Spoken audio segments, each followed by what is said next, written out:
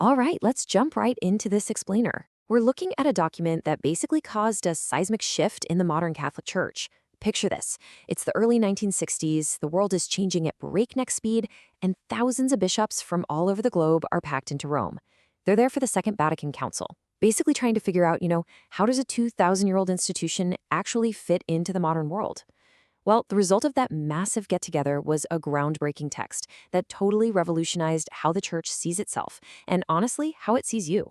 Today, we're going to break down exactly why this specific text was so desperately needed, the radical changes it sparked, and why its impact is still a huge deal for everyday Catholics right now. So, to really grasp why this document was written, we got to look at the massive paradigm shift it kicked off. Before 1964, the church's self image was, well, it was incredibly rigid. Think of it like a really steep ancient pyramid. The idea was that all authority, action, and holiness kind of just trickled down. It started with the Pope at the very top, went down to the bishops, then the priests, and finally, way, way down at the bottom, the everyday lay people. I mean, if you went to Mass back then, the priest was usually facing the altar, speaking in Latin, and the congregation was essentially just a bunch of passive spectators. But church leaders realized, hey, the modern world needs something fundamentally different. They needed to flip this heavy top-down structure into a living, collaborative organism. The goal was a complete shift away from this exclusive clergy-run club towards a shared, inclusive mission that they called the people of God. And the blueprint for that massive shift is a foundational text called Lumen Gentium, which is Latin for Light of the Nations. Pope Paul VI officially promulgated it in 1964. Now, a quick heads up here. People sometimes mistakenly call this a papal encyclical, which is basically just a letter from a pope. But this is actually way bigger than that. It's a dogmatic constitution. That makes it the core DNA, the absolute foundational rulebook of the Second Vatican Council. But instead of reading like some dry corporate charter, it introduces this truly beautiful theological concept. It frames the entire church as a sacrament. Simply put, a sacrament is a visible sign of an invisible reality. So the church isn't just supposed to be a governing body or some bureaucratic social club. It's meant to be a physical, visible sign of humanity's invisible connection to God, like a beacon of unity for the whole world. Okay, but to make that beautiful spiritual vision a reality, they had to completely rewire how the church actually operated. It starts by grounding everything in what they call a divine mystery. Basically, the idea that the church is this flawed human organization, but also a perfect divine reality at the exact same time. It's a lot to wrap your head around. Practically speaking, how do you manage that? Well, the document navigates it by keeping papal primacy. So the Pope still holds the ultimate teaching authority. They didn't completely flatten the pyramid. But, and this is a huge but, it balances that top-down authority with a revolutionary concept called collegiality. This was a game changer. It meant bishops weren't just the Pope's regional branch managers waiting for marching orders from Rome anymore. Instead, they actively share in the global governance and teaching alongside the Pope. It created this global network of shared responsibility.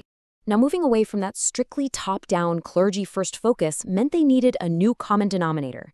And they found that unifying factor in the absolute most fundamental act of the faith: baptism. Lumen Gentium points to baptism as the ultimate spiritual equalizer. Honestly, it doesn't matter if you are the Pope in Rome, a cloistered nun, or just a teenager sitting in the back pew on a Sunday morning. Baptism unites all of you into the exact same people of God, sharing the exact same responsibility for the mission of Christ. It completely levels the spiritual playing field. And it goes even further, stretching this radically inclusive vision outward. It actually acknowledges that other non-Catholic Christians and even non-Christians who are genuinely seeking truth are connected to this universal community in really profound ways. Basically, it shifted the church from having these high, impenetrable walls to having open doors. Which brings us to what is probably the most famous and literally the most transformative idea in the whole document: the universal call to holiness.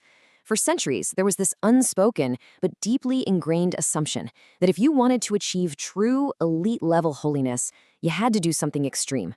Go live in a monastery, take a vow of silence, become an ordained priest, and everyone else, well, they were kind of just trying to get by. Lumen Gentium absolutely shatters that myth. It outright declares that every single baptized person is called to lead a deeply holy life. Whether you're a high-powered CEO, a stay-at-home parent changing diapers, or a college student cramming for finals, you don't have to flee the real world to find spiritual perfection. You are actively called to seek it right where you are, right in the middle of your ordinary, messy, everyday life. Building right on top of that call to holiness, the document explicitly empowers the everyday folks sitting in the pews, the laity. It makes it crystal clear that your religious mission absolutely does not end the second you walk out the church doors on Sunday. Actually, that is exactly where your mission begins. As a layperson, your specific, divinely appointed job is to basically smuggle the grace of Christ directly into the secular world. So whether you're drafting policy in the rough and tumble world of politics, leading ethical initiatives in corporate business, or just raising kids around the family dinner table, these aren't distractions from your faith. They're the primary front lines. You are literally being the church in places where a priest or a bishop could never possibly reach. But let's be real. With all that heavy lifting out in the secular world, it is incredibly easy to get discouraged.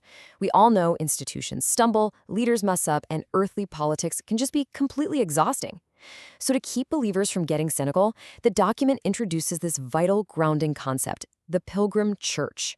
It reminds us that the church on earth is absolutely not a finished, flawless product. Far from it.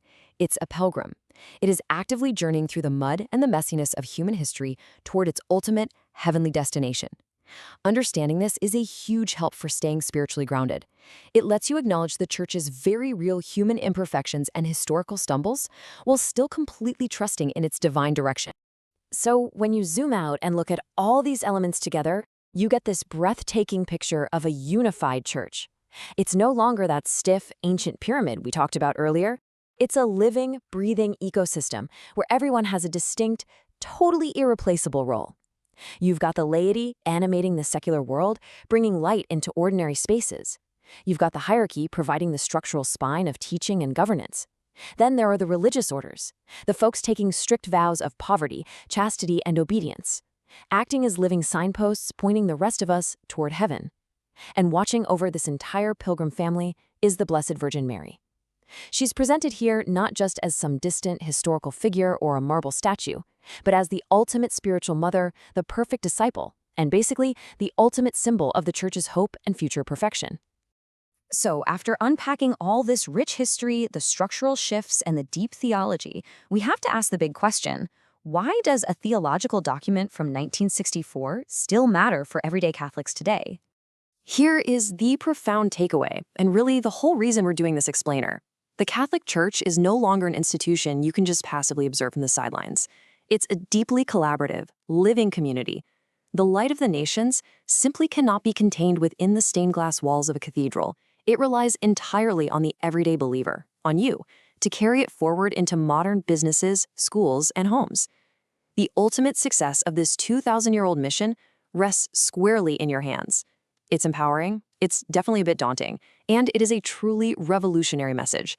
The structure has changed, the doors have been thrown wide open, and the tools are yours. So, how are you going to answer that universal call?